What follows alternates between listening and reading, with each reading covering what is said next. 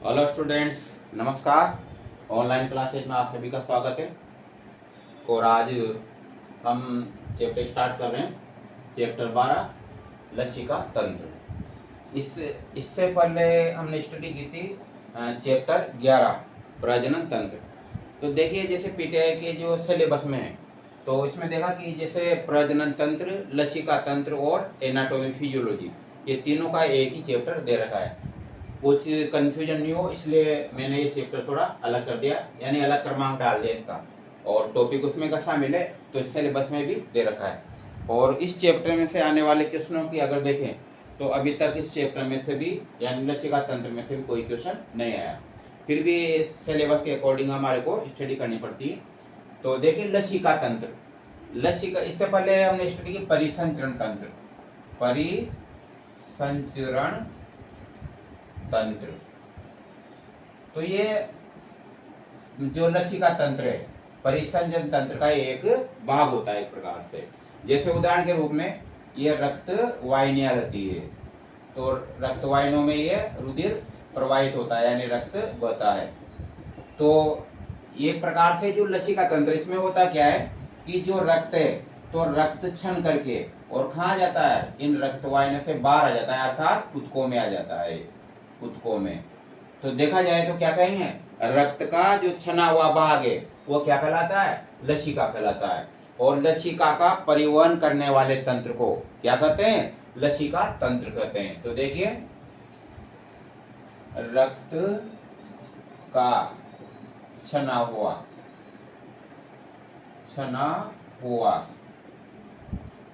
भाग, रक्त का छना हुआ भाग लसिका कहलाता है, यानी लिम्फ, अंग्रेजी में इसको लिम्फ कहते हैं।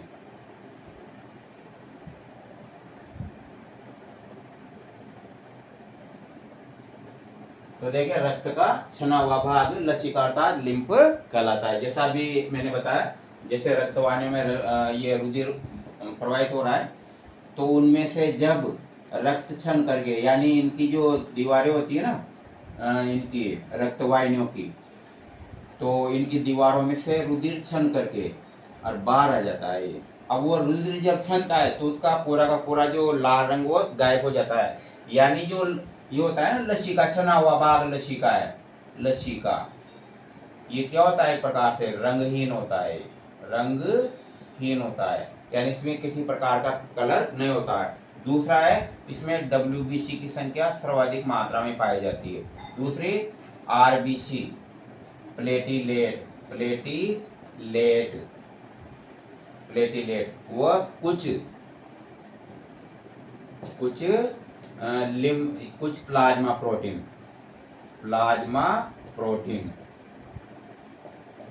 प्रोटीन, इन सब का क्या रहता है, इसमें अभाव रहता है। तो ज्यादातर क्या होता है, लसिका में WBC की मात्रा ज्यादा रहती है और रंगहीन होता है ये। तो याद रहेगा, रक्त का छना हुआ भाग लसिका कहलाता है। और दूसरे शब्दों में यूं कह सकते हैं, RBC प्लेटिलेट, इसको थ्रोम्बोसाइट भी कहते हैं, याद रखना, थ्रोम्बोसाइट्स।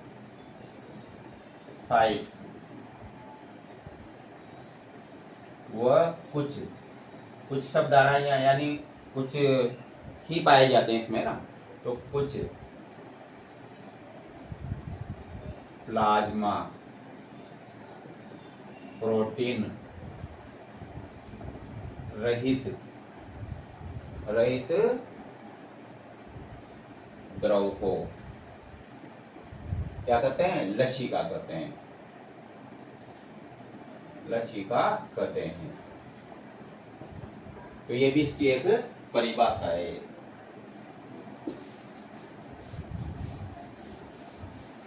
तो ये अगर जैसे कोई लाइन आती है ना कि लसिका किसे कहते हैं, तो इस टाइप से ऑब्जेक्टिव बने, तो ये भी याद रखना, इसलिए नोट करवाइए कि RBC प्लेटिलेट, मैंने भी बताया ना, रक्त का जो छना हुआ भाग है वो लसिका कहलाता है। ये रंगहीन होता है, रंगहीन है ना। इसमें जो है ना WBC अधिक मात्रा में पाई जाती है। जबकि रक्त में WBC कम मात्रा में। तीसरा, इसमें न तो RBC पाई जाती है, न ही थ्रोम्बोसाइट पाई जाती है ना, और कुछ प्लाज्मा प्रोटीन भी जो RBC में पाए जाते हैं ना, लाभकारी प्लाज्मा प्रोटीन, तो वो इसमें नहीं पाए जाते। यानी प्लाज्मा जो प्रोटीन उसकी भी इसमें मतलब नहीं रहते ही, मानो कमी क्या नहीं पाए जाते हैं। तो इस टाइप की लसिका है ये। और तीसरी जो परिभाषा है, तो ये लसिका क्या करता है, ये लसिका जो है रक्त और जो कोशिकाएं रहती है उनके मध्य क्या करता है, ये रक्त का मतलब जो पदार्थ है उनका परिवहन करता है। देखिए उदाहरण के रूप में, जैसे ये रक्त है, रक्त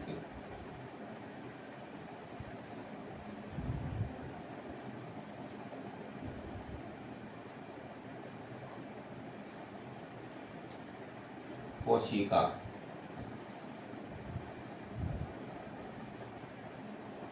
तो पदार्थों का यानी लसिका,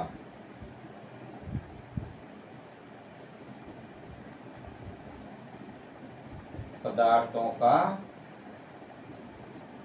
परिवहन, पदार्थों का परिवहन। तो तीसरी परिभाषा ये कि जो लसिका होता है वह पदार्थों का जो परिवहन है वह रक्त और कोशिकाओं के मध्य करता है। कई बार अगर ये शब्द आ जाए लिखो केशिकाएं, तो भी वही रहेगी केशिकाएं। केशिकाएं क्या रहती है, बिल्कुल बारीक, पहले बताया था सबसे बड़ी धमनियां, फिर शिराएं, और फिर लास्ट में केशिकाएं। यानी जैसे धमनियां और ये शिराएं, तो मेन तो शिराएं, तो अगर और बारीक बारीक जैसे ये शिराएं बारीक आगे भागों में बढ़ जाती हैं शाखाओं में, तो केशिकाएं, तो केशिकाएं कहलाती है ये। तो हमारे शरीर में 3 प्रकार की वाहिकाएं पाई जाती है, धमनियां, शिराएं, केशिकाएं, इस प्रकार से।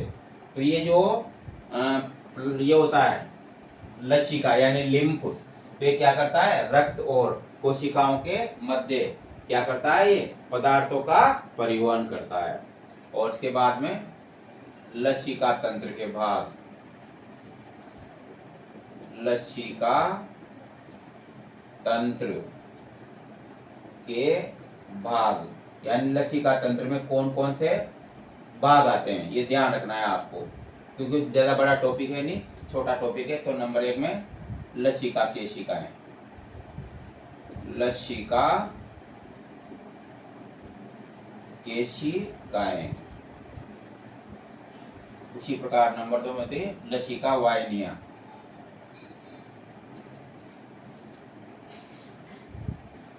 वाहिनियां। और तीसरी होती है लसिका गांठे, गांठें यानी नोड्स।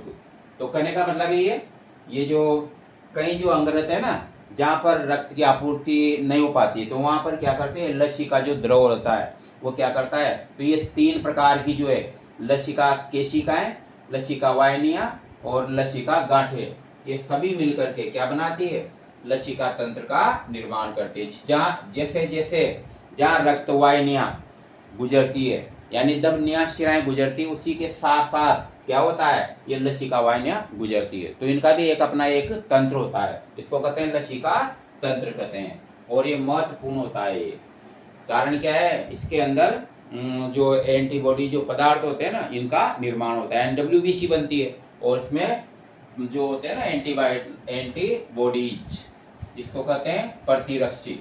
तो प्रतिरक्षी पदार्थों का निर्माण होता है इसके अंदर। और इसके बाद चलते हैं लसिका अंग बोलते हैं जिसको, लसिका अंग। तो हमारे शरीर में 2 प्रमुख रूप से लसिका अंग माने जाते हैं। प्रमुख लसिका अंग, तो लसिका अंग में आता है एक तो प्लीहा, स्प्लीन कहते हैं इसको, और दूसरी होती है थाइमस ग्रंथि, थाइमस थाइमस ग्रंथि। तो इस प्रकार से ये दो भाग होते हैं ये, यानी लसिका जो अंग है ना वो दो प्रकार के हैं, एक तो प्लिया और एक थाइमस ग्रंथि। याद रखना इनका नाम अच्छी तरह से। अब करते क्या है, क्यों नाम है इनका, देखिए जैसे आपको याद है ये अस्थि मज्जा, यानी खोखली जो अस्थियां होती है ना, तो उनके अंदर एक द्रव होता है अस्थि मज्जा। अस्थि मज्जा ये, तो इस अस्थि मज्जा में क्या बनती है, WBC बनती है, WBC। और WBC के कई प्रकार हैं, जिनमें से एक WBC का प्रकार है लिम्फोसाइट्स।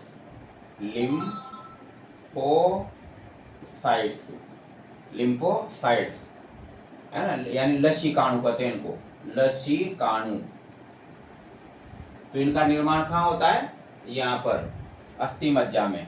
अस्थि मज्जा में निर्मित होने के बाद ये देखा जाए तो अपरिपक्व होती है, यानी सुचारू रूप से कार्य नहीं करती।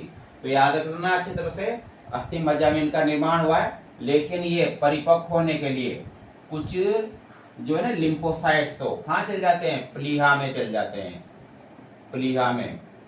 और कुछ लिम्फोसाइट्स जो है वो कहाँ चल जाते हैं, थाइमस ग्रंथि में, थाइमस ग्रंथि में।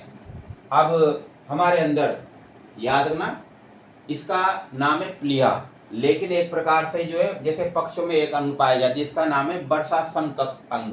क्या होता है, वर्षा समकक्ष अंग, ये पक्षों में पाया जाता है। उसी के समान हमारे शरीर में जो है ये संरचना के रूप में कार्य करती है प्लीहा। लेकिन इसका जो तुलनात्मक रूप से नाम है तो वह वर्षा समकक्ष के रूप में कार्य करता है। तो देखिए लिम्फोसाइट जो है वो क्या करेंगे, कुछ लिम्फोसाइट तो कहाँ गए, प्लिया में, यानी कि वर्षा समकक्ष अंग में। और वर्षा समकक्ष अंग से परिपक्व होने के बाद ये याद है ना अपरिपक्व, ये अपरिपक्व, लेकिन जब इसमें से निकले तो एक परिपक्व निकले, परिपक्व। और इसका नाम क्या हो जाएगा, ब के हिसाब से, तो बी लिम्फोसाइट, यानी वर्षा से आया ना तो बी लिम्फोसाइट कहलाएंगे, लिम्फोसाइट्स। उसी प्रकार से थाइमस ग्रंथि, टी से स्टार्ट हुआ ना, थाइमस ग्रंथि, तो इससे जब ये बाहर निकलेंगे कौन, वही अपरिपक्व निकले थे, कौन से, लसीकाणु। जब इससे बाहर निकलेंगे ये, तो ये क्या खिलाएंगे, ये खिलाएंगे T lymphocyte, T lymphocyte, lymphocytes.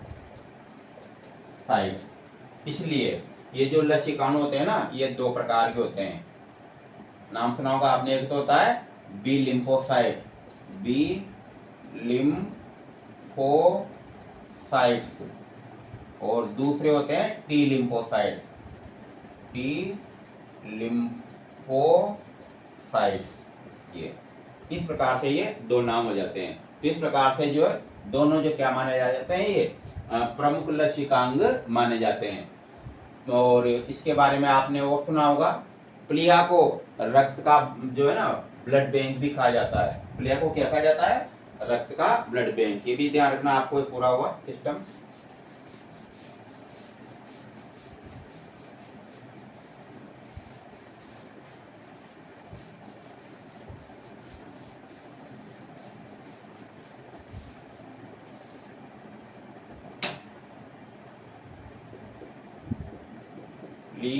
प्लीहा को ब्लड बैंक कहा जाता है, ब्लड बैंक कहा जाता है। और प्लिहा को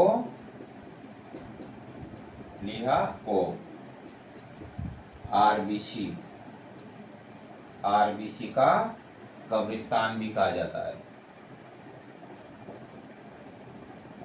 कब्रिस्तान भी कहा जाता है।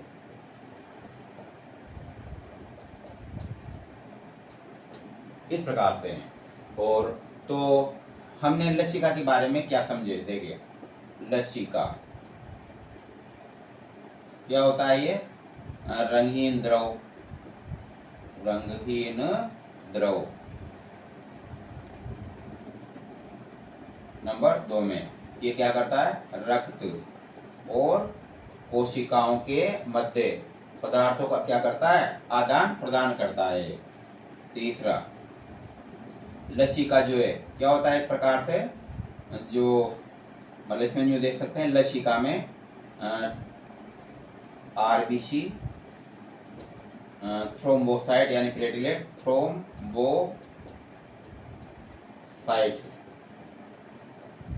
व कुछ प्लाज्मा प्रोटीन, प्लाज्मा